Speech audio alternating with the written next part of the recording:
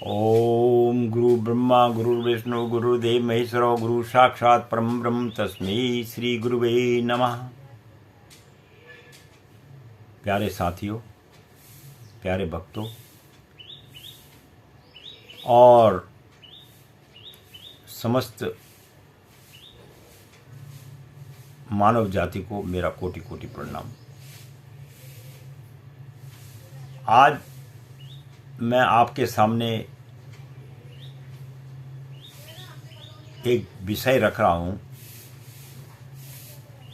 कि आदमी को अपने समाज के अंदर ही शादी विवाह क्यों करना चाहिए। ये बहुत ही बड़ा विषय है जिसे कुछ लोग जानते हैं और कुछ लोग नहीं भी जानते। अब हमारे सामने प्रश्न ये होता है कि अगर कोई आदमी बंगाल का है, वो किसी बंगाली लड़की से विवाह करना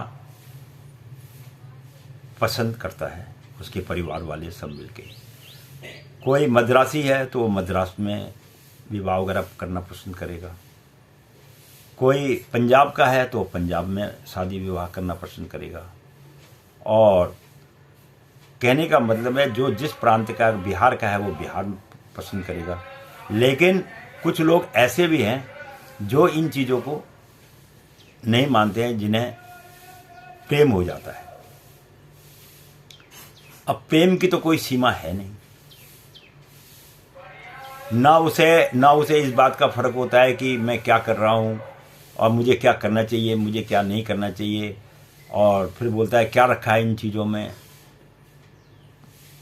और वो है ना, मन मिले का मेला तन मिले का चेला, नहीं तो प्यारे बैठा रहे अकेला।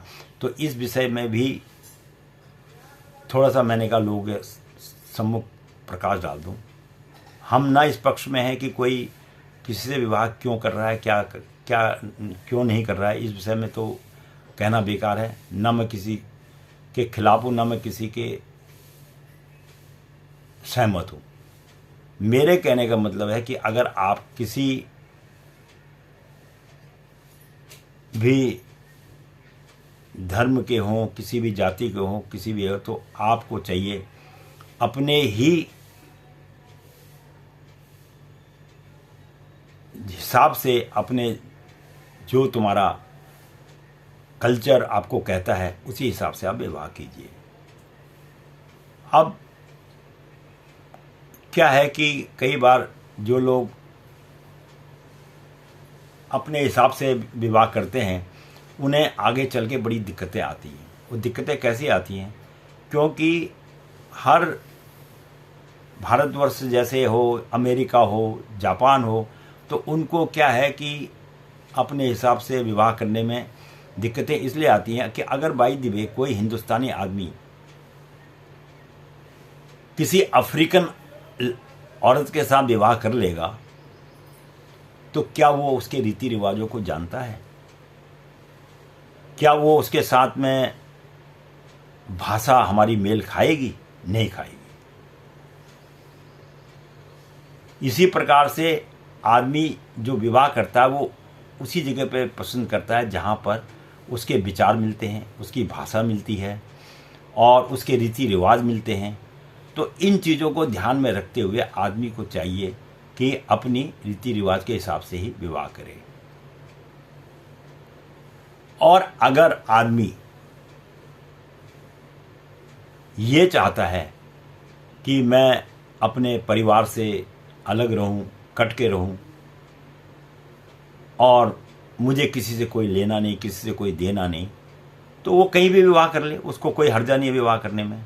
क्योंकि जब उसने मनुष्य योनि में आके किसी के साथ रहना नहीं है, किसी की बात माननी नहीं है, अपने हिसाब से चलना है, तो वो उसके लिए भी ठीक है।